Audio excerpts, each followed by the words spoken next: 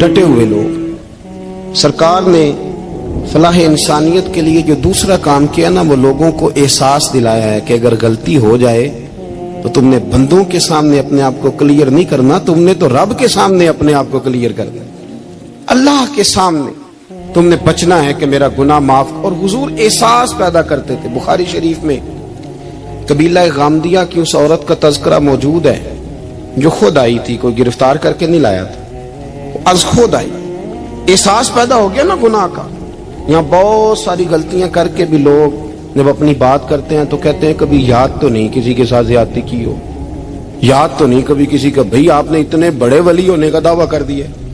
انسان تو انسان رہتا ہے. بڑے بڑے لوگ کہہ گئے کہ یا اللہ اگر انجانے میں بھی بھول گئے ہیں تو ہم سے درگزر فرما، لیکن جب ہم تیار ہی نہیں ماننے کو. حضرت انس بن مالک کہتے ہیں وہ خاتون آئی، کوئی پکڑ کے نہیں لایا، کسی 14 دنوں کے ریمانڈ پہ نہیں اسے منوایا گیا، اسے وہ خود بخود آئی.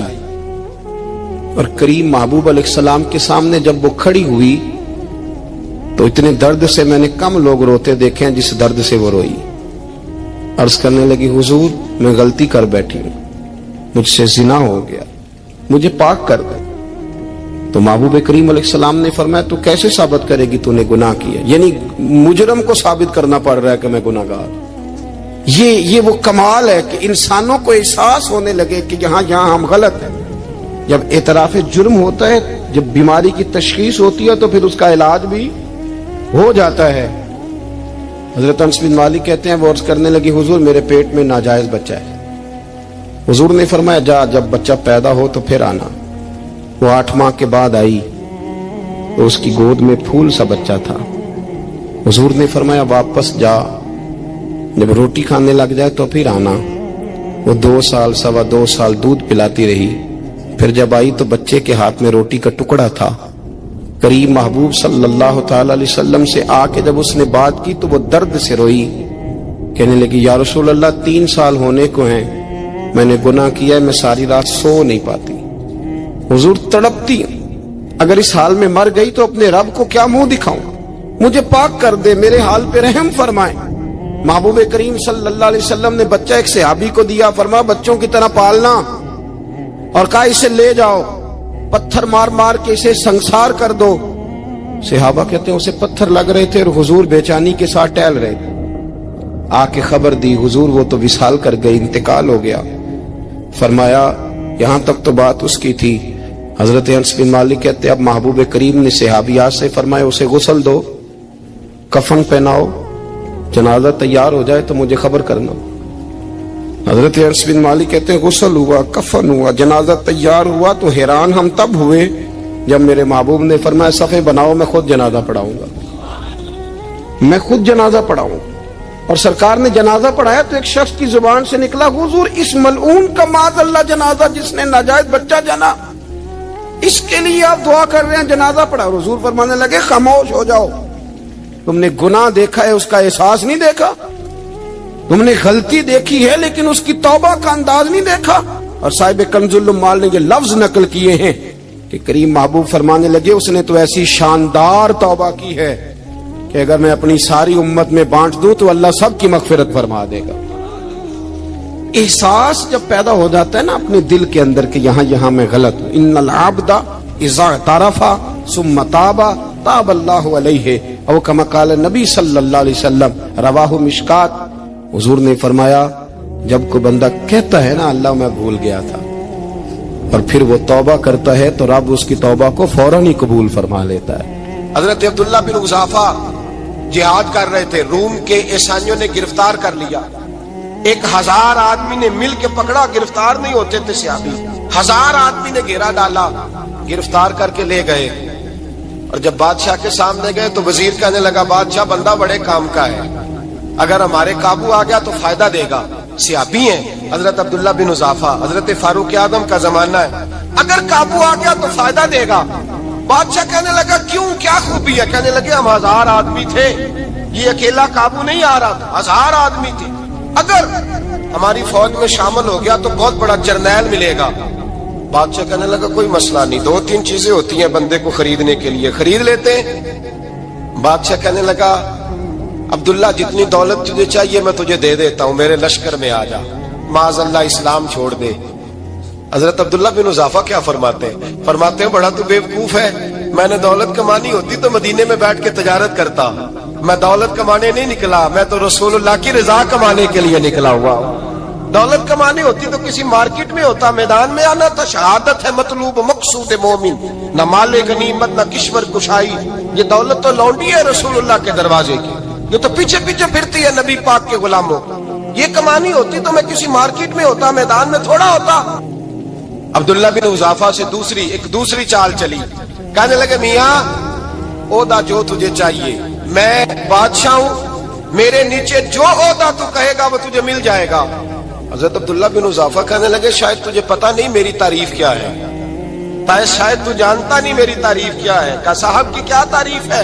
کہنے لگے میں رسول اللہ کا صحابی ہوں اور کائنات میں سب سے بڑا عہدہ مصطفیٰ کے صحابی ہونے کا عہدہ ہے۔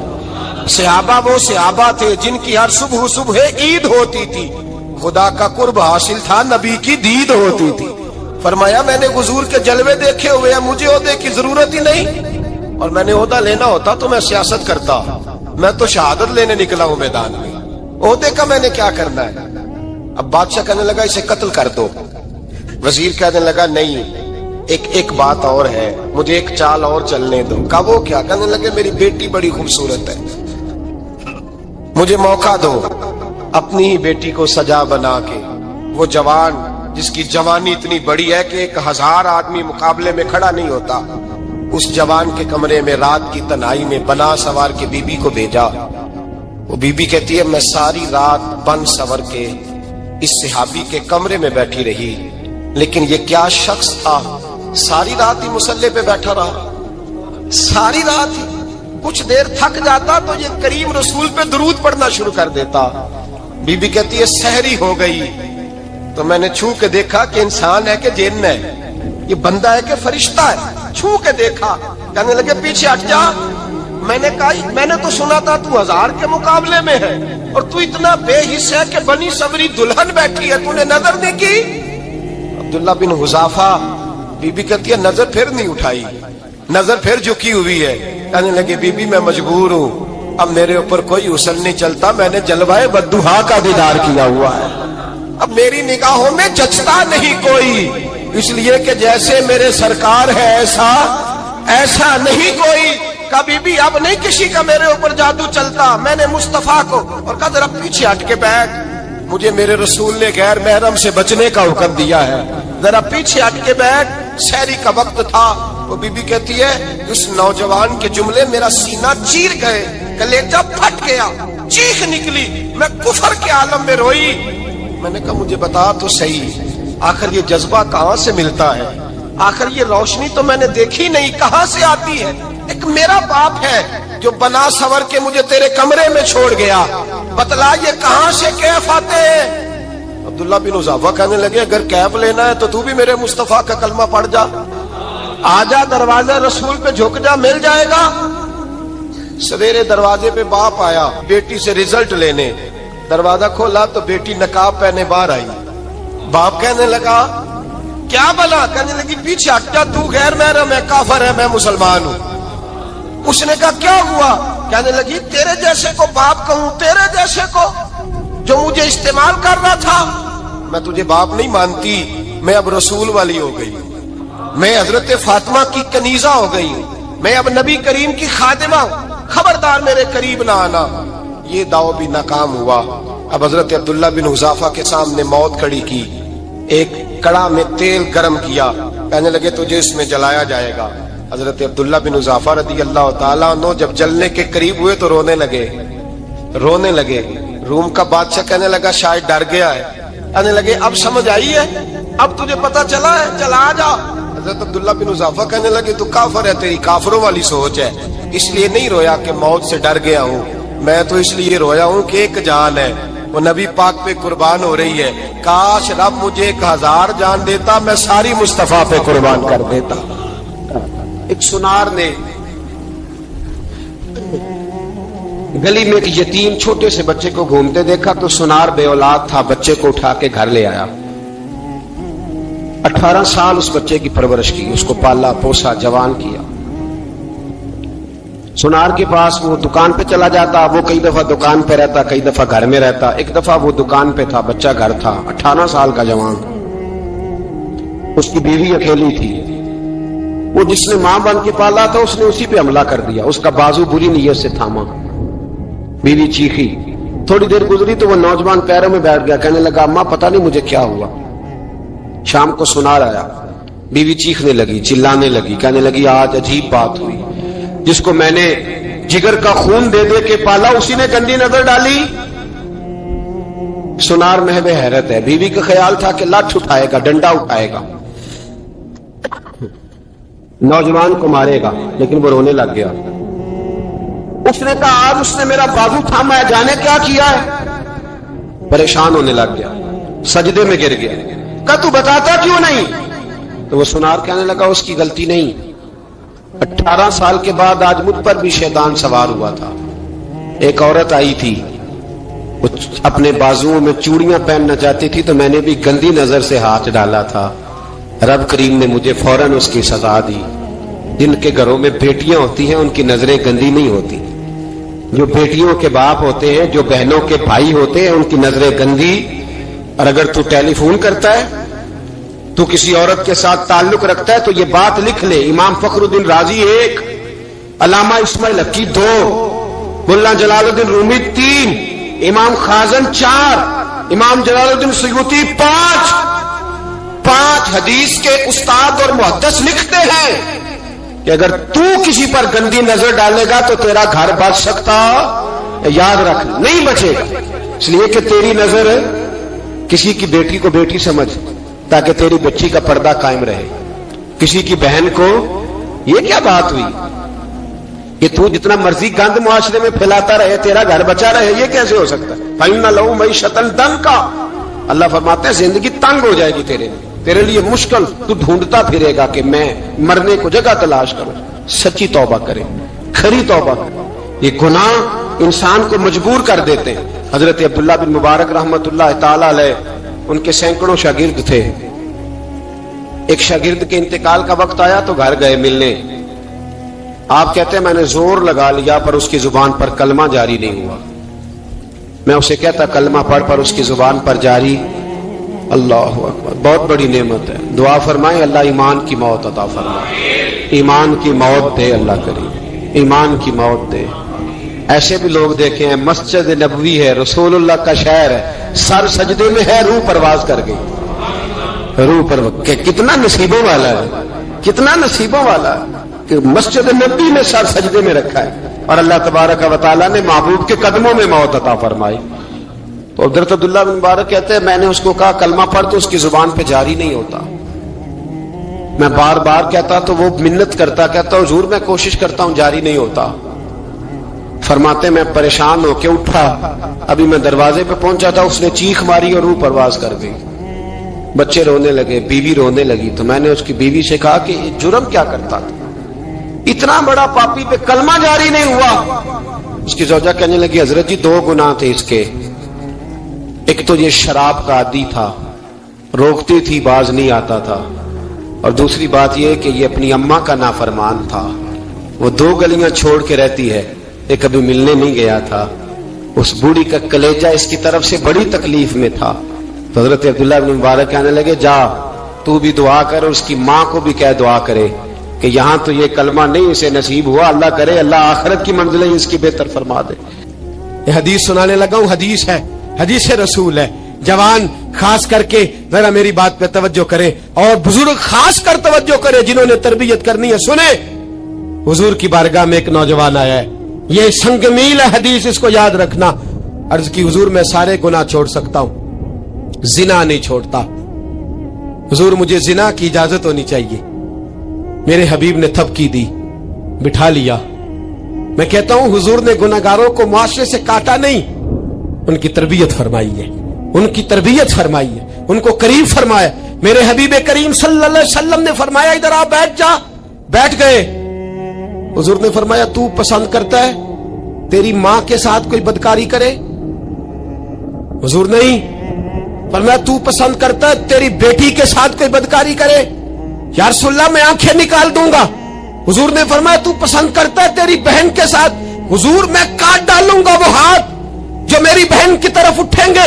फरमाया तू पसंद करता है कि तेरी खाला फुफी ममानी की तरफ कोई ऐसी हरकत करे? हुजूर मैं काट के रख दूंगा उन लोगों को जो बात भी करेंगे। मेरे हबीब ने फरमाया अच्छा, जिसके साथ तू बदकारी की इजाजत मांग रहा है वो किसी की मां नहीं लगती, वो किसी की बहन नहीं लगती, वो किसी की बेटी नहीं होगी? याद रखे मुल्ला जलालुद्दीन रूमी एक, इमाम गजाली दो, आला हजरत फाजले बरेलवी तीन। बुजुर्ग मुतफिका तौर पर लिखते हैं, फरमाते हैं जो गंद के साथ दूसरे घर में ताड़ता है वो अपने घर की खैर मना ले, जो गंदी नजर दूसरों पर रखता है वो अपने घर की खैर मना ले। इसलिए कि जो जुर्म वो किसी के खाते में डालेगा वो सजा बन के उसके घर की तरफ लौटा दिया जाएगा, जो बदकारी वो किसी के खाते में डालेगा वो सजा बन के अल्लाह उसके घर की तरफ लौटा देगा।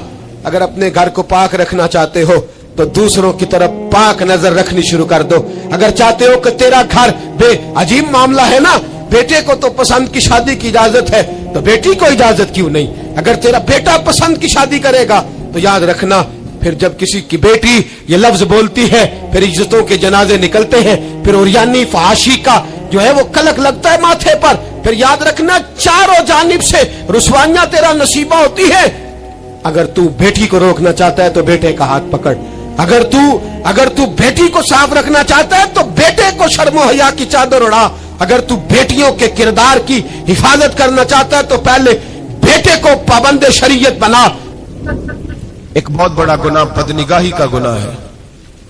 आपको पता है हमारे मुल्क के अंदर बदकारी, जिना और बेहयाई की शरह कितनी बढ़ती जा रही है, किस कदर बढ़ती जा रही है। वो लोग जो निकाह कर लेते हैं वो भी अपनी निगाहों को, मैं अक्सर कहता हूं, हुजूर ने फरमाया निकाह आधा ईमान है, जिसने निकाह कर लिया उसका ईमान मुकम्मल हो गया। तो जो निकाह के बाद भी बाज ना आया, मैं उसको बेईमान नहीं कहता, लेकिन नबी पाक ने फरमाया जो निकाह कर ले उसका ईमान, बोलिए ईमान महफूज हो गया, उसका ईमान, सारे बोलिए ईमान। और जो फिर भी बाज ना आए, हुजूर कह रहे ईमान मुकम्मल हो गया, और जो ना बाज आया क्या फतवा दिया जाए हदीस की रोशनी में? मेरे नबी पाक की बारगाह में औरतें आई तौबा करने, बैत करने, मुसलमान होने, तो हुजूर बैत लेते वक्त फरमाने लगे मेरे साथ वादा करो, झूठ नहीं बोलोगी, गीबत नहीं करोगी, जिना नहीं करो। एक औरत बोल पड़ी, कहने लगी या रसूल अल्लाह सल्लल्लाहु अलैहि वसल्लम मैं मुसलमान तो नहीं पर खानदानी हूं, मेरे घर वालों के जहन में भी कभी जिना का ख्याल नहीं आया। हम तो इसे खानदानों के वकार के खिलाफ समझते हैं। रोज बुरी नजर से किसी को देखना और किसी के बारे में गलत बातें, नाराज ना होना। बहुत सारे बूढ़े भी लज्जत ले लेके जुर्म बयान करते हैं, गुनाह बयान करते हैं, गलत बातें करते हैं, किसी औरत के बारे में तबसरा करते हैं। क्या समझते हैं मर्द और औरत माज़अल्लाह ताला एक कमरे में जाके बदकारी करे तो वही जिना है? मेरी तरफ देखिए और झांक करके सुनिए क्या अर्ज कर रहा हूं, इधर देखिए मेरी तरफ। नबी पाक सल्लल्लाहु अलैहि वसल्लम ने फरमाया जिना जुबान का भी होता है, जिना कान का भी होता है, जिना आंख का भी होता है। हुजूर किस तरह? फरमाया जिसने गंद देखा उसने आंख का जिना किया, जिसने लज्जत लेके सुना, चुप नहीं कराया, पूरी बात सुनी, वो भी जानी है। और जिसने गंदी बात बोली वो मुंह का जानी है, जिसने गंद सोचा वो दिमाग का जानी है। और जानी को सबसे पहली सजा अल्लाह ये देता है कि सजदे की लज्जत छीन लेता है, इबादत का सुरूर छीन लेता है, उसका नमाज में दिल नहीं लगता। कुरान में सबसे पहली सजा उसे अल्लाह अपने दरवाजे से दूर कर देता है। भाइयों आज हमारे सजदे बेकैफ हैं, आज लोग गलत जगह पे घंटों बैठे रहते हैं, मस्जिदों में लोगों के दिलों को घबराहट होती है, लोग भागते हैं। मेरे नबी पाक ने फरमाया तू नजर को पाक कर ले, अल्लाह तेरी इबादत में लज्जत पैदा फरमा देगा। मेरे भाई याद रख लें और सुन लें, सबसे कमजोर आदमी वो है जिसका जहन पाक नहीं, सबसे कमजोर आदमी वो है जो किरदार का गलत है। एक बात मैंने पढ़ी, आप यकीन करें मेरा दिल करे कि मैं आग लगा दूं اس عنوان کو جس پہ گندگی لکھی جاتی ہے، ان اخباروں کو، ان چیزوں کو جس پہ گند لوگوں کے دلوں میں. وہ انڈیا کی ایک وزیر اعظم عورت گزری تو کسی نے اس سے کہا کہ پاکستان نے تو تمہیں شکست دی ہے، تم جیت نہیں سکے بڑا ملک ہو کے.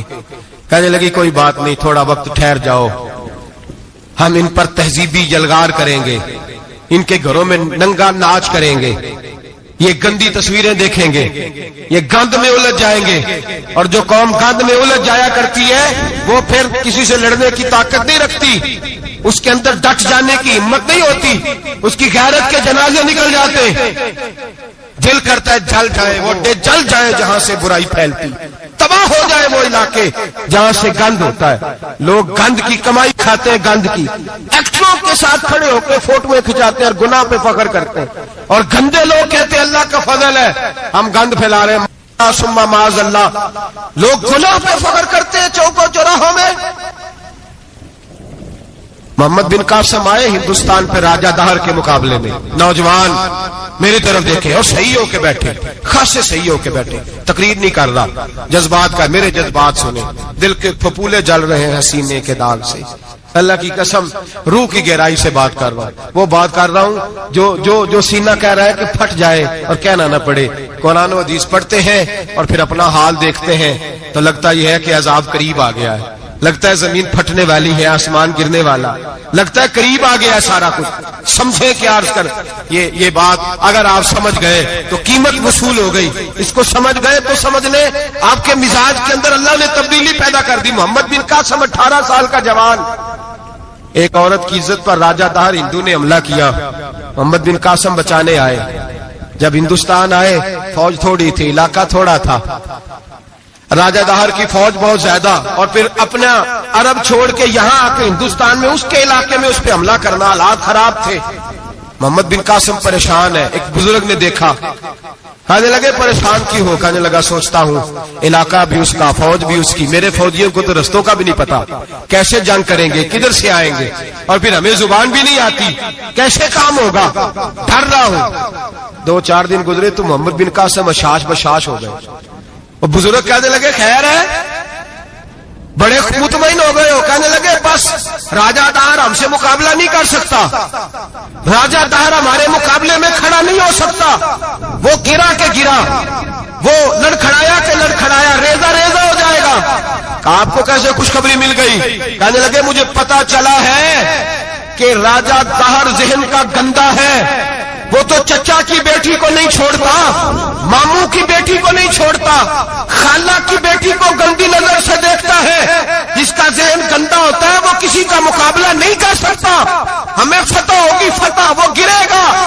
وہ بزرگ کہتے ہیں میں سمجھ گیا کہ واقعی سے فتح ہوگی. آج کشمیر کیوں آزاد نہیں ہو رہا؟ فلسطین میں آگ کیوں لگی ہوئی ہے؟ مسلمان جب تک ذہن کا گندا ہے کمزور ہے، جب تک ذہن کا ناپاک ہے کمزور ہے.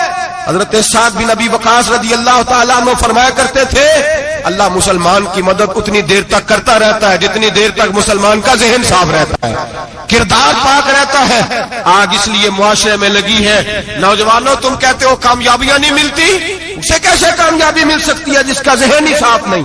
وہ کیسے دنیا کی بازی جیت سکتا ہے جس کی نگاہ ہی پاک نہیں؟ وہ کیسے آگے بڑھ سکتا ہے جس کے کردار میں پاکیزگی نہیں؟ اپنے آپ کو پاک کر لو، اللہ ہر مشکل میں تمہاری مدد فرمائے گا، ہر راستے میں تمہاری مدد فرمائے گا. اور میں نے کہا جب آدمی ناپاک ہوتا ہے تو رب کریم اس سے عبادت کی لذت چھین لیتا ہے. اور اللہ کی سب سے بڑی سزا یہ ہے کہ کسی کو سجدہ نہ لمبا کرنا دے. رب کریم سب سے زیادہ اس سے ناراض ہے جس کو قرآن پاک کے کھولنے کی توفیق نہ ہو. سب سے زیادہ رب کریم اس شخص سے ناراض ہے جو اللہ کی بارگاہ میں جھکنے کی لذت چھوڑ جائے. میرے نبی پاک سید عالم علیہ السلام کے صحابہ لمبی عبادتیں کرتے تھے، لمبی. کسی نے کہا تھا روم کے بادشاہ تھے کہ یہ مسلمان فاتح کیوں ہو جاتے ہیں؟ تو اس نے کہا میں نے مولا علی کے زمانے میں جاسوسی کرائی تھی، پتا کیا تھا کہ ہر میدان میں کامیاب کیوں ہوتے ہیں.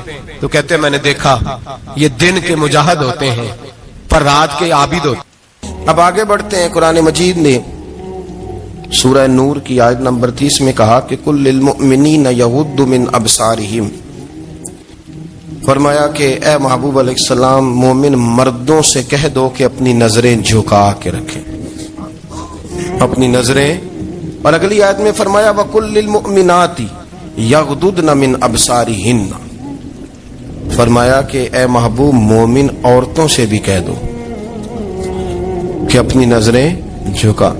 مرد بھی اپنی نظر جھکا کے رکھے گا عورت کی طرف، لیکن یہ ساری پابندی صرف مرد پر نہیں، عورت بھی غیر محرم کا چہرہ نہیں دیکھے گی، اس پر بھی اسی طرح نظر جھکانے کا حکم ہے جس طرح کے وہ ہر دکاندار کو بھائی جان کہہ کے گفتگو کرنے کی اس کو بھی اجازت نہیں ہے کہ وہ سمجھے کہ پابندی تو مرد نے کرنی تھی، میں نے تھوڑی کرنی تھی. وہ جس کے پاس جائے، جہاں بھی جائے، ڈاکٹر کے پاس جائے، باہر جائے، تو وہ جس طرح مرضی اس کا دل چاہے وہ بات چیت کرے. اس کی عورت کو بھی اجازت اسلام نہیں دیتا. بنیادی طور پہ اسلام شرم و حیا کا دین ہے، حیا کی بات کرتا ہے. حیا کی جب ہم تعریف کرتے ہیں تو حیا کی تعریف یہ ہے کہ کوئی کبھی چیز دیکھ کے نہ تو آپ کی طبیعت میں کراہت محسوس ہو، آپ کوئی غلط جملہ منہ سے نکالتے ہوئے ذرا جھجکیں، آپ کوئی غلط بات کرتے ہوئے تھوڑا بوجھ محسوس کریں. ہمارے ہاں تیزی سے فروغ پایا ہے بے حیائی نے. سنگیوں کی محفلیں، یاروں کی محفلیں، اس میں غلیظ گفتگو ہوتی ہے الا ماشاء اللہ. جن دوستوں کو بڑی پاک صاف گفتگو کرنی چاہیے. دوستی کا رشتہ بڑا مقدس رشتہ ہے. جو یہاں ایک دوسرے سے پیار کریں گے جنت میں بھی اکٹھے داخل کیے جائیں گے. شرط یہ ہے کہ پیار اللہ رسول کی رضا کے لیے ہو، لیکن اس کے اندر اگر آپ کی گفتگو کچی ہو، کمزور ہو، فحاشی والی ہو، عریانی والی ہو. وہ ہمارے ہاں تو اب اس کو لوگ فیشن سمجھتے ہیں، اس کو مردانگی کی علامت سمجھتے ہیں کہ وہ جی ساری باتیں جی وہاں ہو گئی، اور جس کا جو جی چاہا اس نے کہا. آپ جب حیا کے دائرے میں ہوتے ہیں تو آپ خود بھی سکون محسوس کرتے ہیں. دیکھیں نا، آپ کو نیند سکون سے کہاں آتی ہے؟ جہاں کمرہ بند ہو، چاروں جانب دیوار ہے، اوپر چھت ہے، خالی دروازہ بھی کھلا ہوا ہونا تو جب بندہ سکون لینا چاہتا ہے تو کہتا ہے یار ذرا دروازہ ذرا بند کر دو. وہ اچھی طرح اپنے آپ کو چھپا لیتا ہے نا حیا کے پردے میں، تو اللہ اسے سکون عطا کرتا ہے. اور جو اس سے بھی زیادہ ٹھنڈی نیند میں جانا چاہتا ہے وہ کہتا ہے لائٹ بھی بند کر دو. اب وہ مکمل طور پہ سمجھتا ہے کہ میں چاروں جانب سے چھپ گیا ہوں، اگر میں کھل کے بھی سو جاؤں گا تو میرا چونکہ پردہ قائم ہے تو مجھے کوئی دشواری نہیں ہو. آپ جب چھپ جاتے ہیں، جب آپ حیا کے اندر سمٹ جاتے ہیں، جب آپ چادر کے اندر آ جاتے ہیں تو آپ بہت ساری جگہوں پہ آسانی محسوس کرتے ہیں. تو حیا تو آپ کو سکون دیتی ہے، حیا تو دل کو راحت دیتی ہے. میں بڑی ذمہ داری سے بات عرض کرتا ہوں، قرآن مجید نے نا ایک مقام پہ مذاق کو، ایک مزاح ہوتا ہے خوش طبی، وہ نہیں مذاق اڑانا. قرآن پاک نے نا مذاق کو ایک جگہ پہ جاہلوں کا طریقہ بھی قرار دیا. بنی اسرائیل کے لوگوں سے حضرت موسیٰ نے کہا کہ گائے ذبح کرو اور ایک ٹکڑا مقتول کو مارو، زندہ ہو کے خود بتا دے گا مجھے کس بندے نے قتل کیا. تو کہنے لگے آپ ہمارے ساتھ مذاق کر رہے ہیں. تو قرآن مجید کہتا ہے کہ حضرت سیدنا موسیٰ علیہ السلام فرمانے لگے اعوذ باللہ ان اکون من الجاہلین. فرمانے لگے میں اللہ کی پناہ مانگتا ہوں کہ میں جاہلوں میں سے ہو جاؤں. یہ مذاق کرنا تو جاہلوں کا طریقہ ہے. اگر آپ کی زبان سے بے حیائی کا جملہ نکل گیا، آپ نے کہہ دیا کہ ہم آزاد لوگ ہیں، جو مرضی کریں گے، جو مرضی کہیں گے، جو ہمارا دل میں آئے گا کریں گے، تو پھر تو لوگ آپ کا وہ حشر کریں گے کہ آپ سے برداشت ہی نہیں ہوگا. جس کا لوگ مذاق بنا لیتے ہیں اور جو مذاق بن جاتا ہے پھر اسے کچھ جینے دیتا ہے. آپ حیا کی چادر میں چھپیں گے تو بچیں گے. اگر آپ نے اپنا مذاق بنوا لیا یہ کہہ کے کہ میں نے مرضی کرنی ہے، پھر یاد رکھنا چھپنے کو جگہ نہیں ملے گی، پھر تکلیف میں آ جائیں گا، پھر بہت بڑی اذیت کا شکار ہو جائیں. شرم و حیا، عرب کے اندر جو کواری لڑکیاں تھیں ان میں بڑی حیا ہوتی. الحمدللہ میں بڑے فخر سے کہتا ہوں کہ میرے پنجاب کی، میرے پاکستان کی بیٹیاں بھی 20 دفعہ ان کا ابا کہے تیری شادی کرنی ہے تو وہ آنکھ نہیں اٹھا پاتی آج بھی. یہ تو وہ چند لوگ ہیں جو کہتے ہیں ہم ہائی کلاس ہو گئے، ہمیں نہیں پتا کہ وہ روشن خیال ہو گئے ہیں کہ روغن خیال ہو گئے، پتہ نہیں کدھر چلے گئے. ورنہ ہماری بیٹیاں آج بھی جب ان سے ان کا باپ، ان کی ماں بات کرتی ہے تیری شادی کی تو وہ تو شرم کے ساتھ پچھلے سے پچھلے کمرے میں چھپتی ہیں. یہ اللہ نے فضل کیا ہوا ہے اس ملت پر. تو عرب کی لڑکی بڑی حیا والی ہوتی تھی، اس سے کوئی بات کرنی پڑتی تھی تو 20 دفعہ بات کی جاتی، پھر بھی وہ عورت چھپتی پھرتی تھی. حضرت عائشہ صدیقہ رضی اللہ تعالیٰ عنہ فرمانے لگیں میرے نبی پاک صلی اللہ علیہ وسلم عرب کی کواری لڑکیوں سے بھی زیادہ حیا کرنے والے تھے۔ قاضی اعجاز مالکی نے، شیخ عبدالحق محدث دہلوی نے، دیگر بزرگ جو سیرت نگار گزرے انہوں نے لکھا ہے کہ نبی پاک صلی اللہ علیہ وسلم کے اندر 100 مردوں سے زیادہ طاقت تھی، 100 مردوں سے زیادہ طاقت۔ اب جو بات کہنے لگا ہوں، جو نتیجہ دینے لگا ہوں، اس پر خاص توجہ آپ فرمائیں گے۔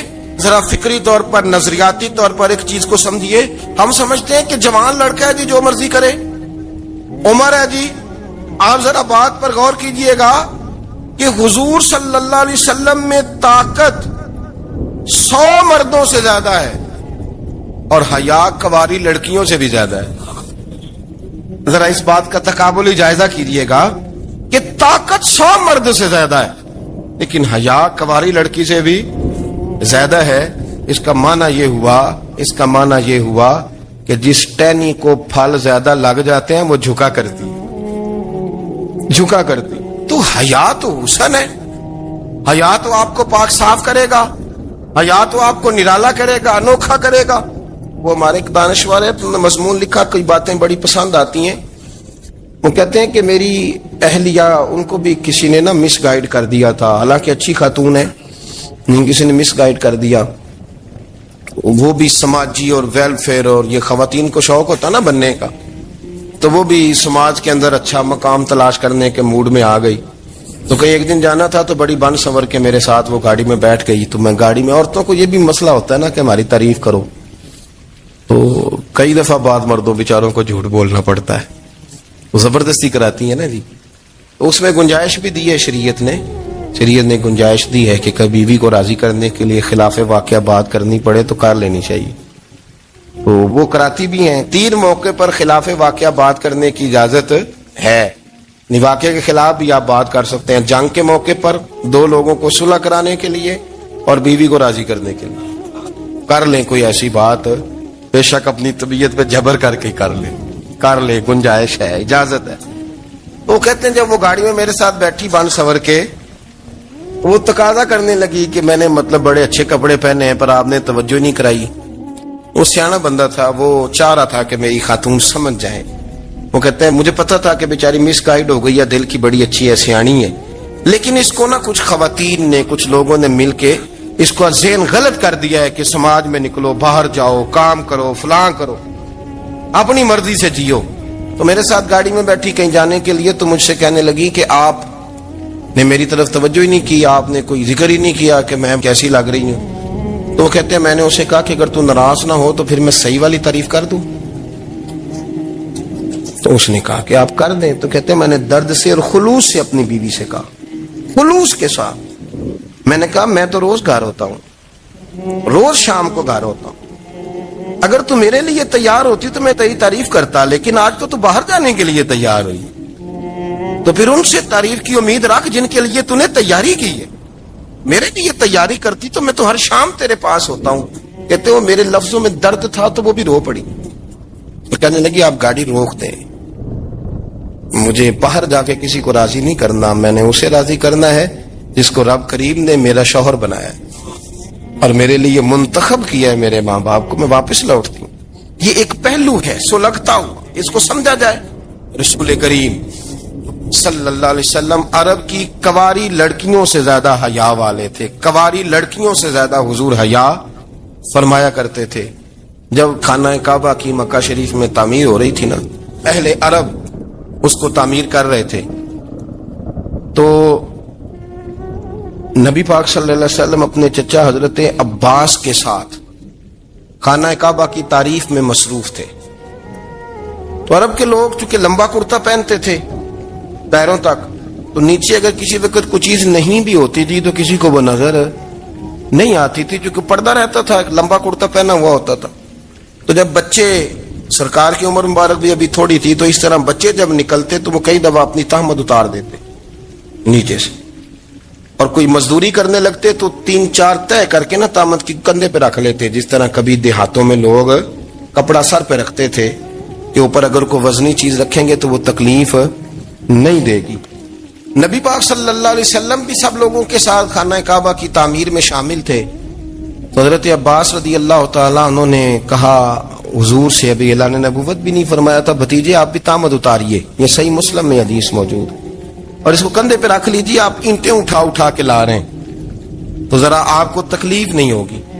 تو سرکار دو عالم صلی اللہ علیہ وسلم سے یہ بات کہی، اور پھر جلدی سے حضور کی تہمت کو نکال کے نا، حالانکہ لمبا کرتا پہنا ہوا ہے، تو وہ جیسے ہی ان کے کندھے پہ رکھا اینٹیں رکھنے کے لیے، تو سرکار تو زمین پہ گر گئے، بے ہوش ہو گئے، آنکھیں آسمان کی طرف، اور پھر حضور پکار رہے ہیں آزاری آزاری آزاری، میرا تامت دے دو، میرا تامت دے دو۔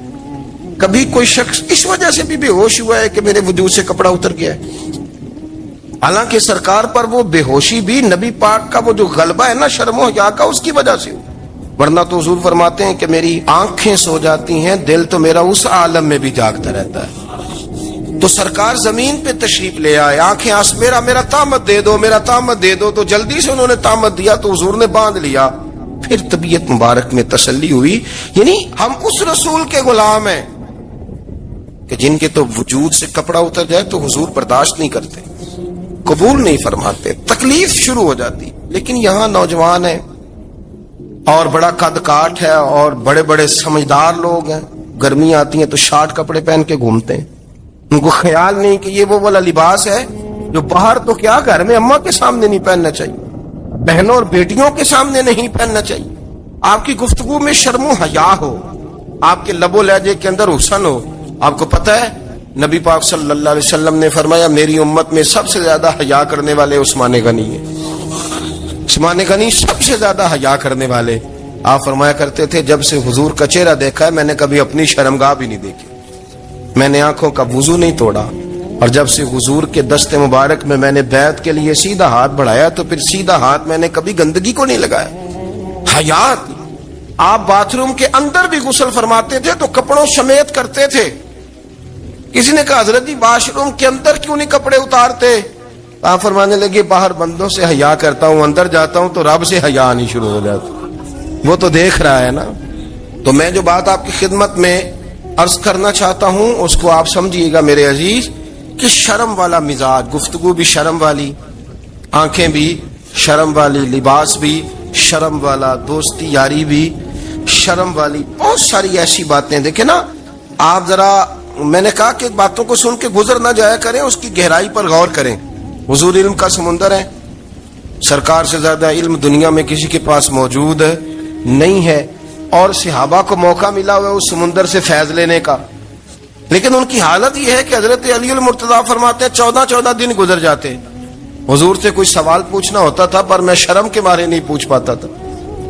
14 دن بخاری شریف میں موجود ہے۔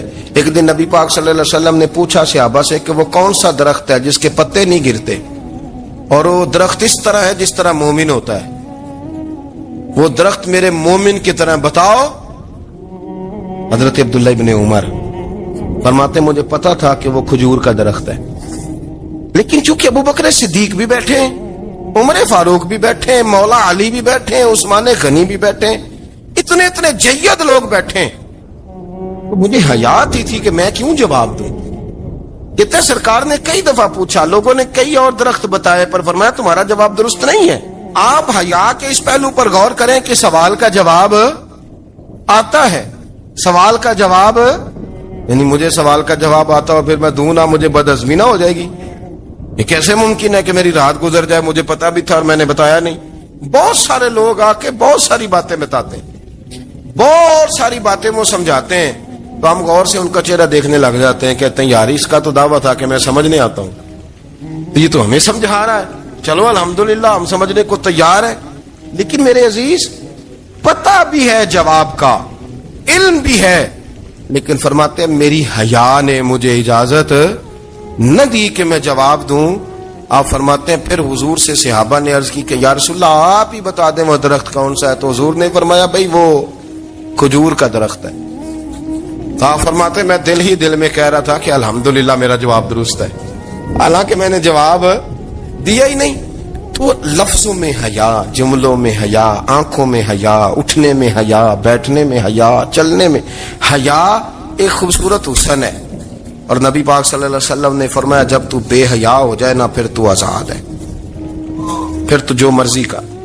پھر تو جو اس لیے بزرگ جب کسی کو بے حیا کہتے تھے نا، اللہ اکبر، اور جب کسی کو کہتے تھے نا یہ بے حیا ہے تو لوگ سمجھتے تھے کہ کوئی ہلکی سی بات کر دی، لیکن ان کا معنی یہ ہوتا تھا کہ بس بھائی اب اس کے ساتھ کوئی کلام کرنے کی ضرورت ہے، اس کو اب اصلاح کی ضرورت نہیں، یہ بے حیا ہے۔ کیا معنی؟ کہ اب یہ جو اس کے دل میں آئے گا وہ کرے گا، جو اس کی طبیعت چاہے گی وہ کرے گا، اب یہ کسی پہلو بھی قابو آنے کو تیار ہے، بے حیا ہو گیا۔ بے حیائی بہت بڑا عیب ہے، اور جو لوگ کہتے ہیں کہ ہمیں بالکل آزادی ہونی چاہیے، ہمارا اپنا جسم ہے تو ہماری اپنی مرضی چلے گی۔